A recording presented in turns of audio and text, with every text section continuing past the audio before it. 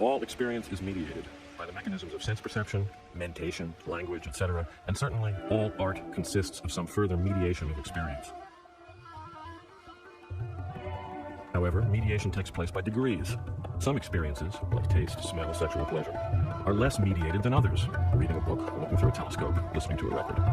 Some media, especially live arts such as dance, theater, music, or bardic performance, are less mediated than others, such as TV, CDs, virtual reality. Even among the media usually called media, some are more and others are less mediated, according to the intensity of imaginative participation they demand. Print and radio demand more of the imagination. Film, less. TV, even less. Virtual reality, the least of all, so far. Molly, come in, come in. You made it. Welcome to my house. Let me give you a tour. Come on. This is my kitchen, where I like to pour myself a nice, tall glass of apple juice. For art, the intervention of capital always signals a further degree of mediation. To say that art is commodified is to say that a mediation or standing in between has occurred, and that this betweenness amounts to a split, and that this split amounts to alienation.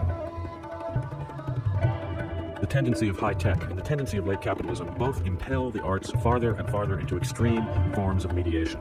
Both widen the gulf between the production and consumption of art, with a corresponding increase in alienation.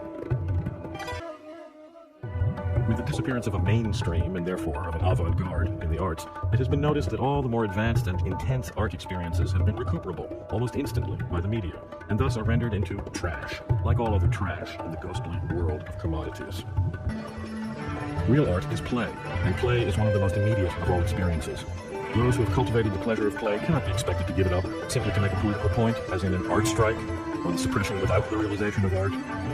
Art will go on, in somewhat the same sense that breathing, eating, or fucking will go on. We miss the directness of play, our original kick in doing art in the first place. We miss smell, taste, touch, feel of bodies in motion. Therefore, as artists and cultural workers who have no intention of giving up activity in our chosen media, we nevertheless demand of ourselves an extreme awareness of immediacy, as well as the mastery of some direct means of implementing this awareness as play, immediately, at once, and immediately, without mediation. Immediatism is not a movement in the sense of an aesthetic program. It depends on situation, not style or content, message or speed. It may take the form of any kind of creative play, which can be performed by two or more people, by and for themselves, face to face, and together. In this sense, it's like a game, and therefore certain rules may apply. All spectators must also be performers. All expenses are to be shared. All products which may result from the play are also to be shared, by the participants only. Will you keep them or bestow them as gifts, but should not sell them? The best games will make little or no use of obvious forms of mediation, such as photography, recording, printing. It will tend toward immediate techniques involving physical presence, direct communication in the senses. An obvious matrix for immediatism is the party. Thus, a good meal could be an immediatist art project, especially if everyone present cooked as well as ate. Live music, dance, the past can be ransacked for appropriate forms, and imagination will supply more. The nail art of the 70s and the zine scene of the 80s were attempts to go beyond the mediation of art as commodity and may be considered ancestors of immediatism. However, they preserved the mediated structures of postal communication and xerography, and thus failed to overcome the isolation of the players, who remained quite literally out of touch. We wish to take the motives and discoveries of these earlier movements to their logical conclusion in an art which banishes all mediation and alienation, at least to the extent that the human condition allows.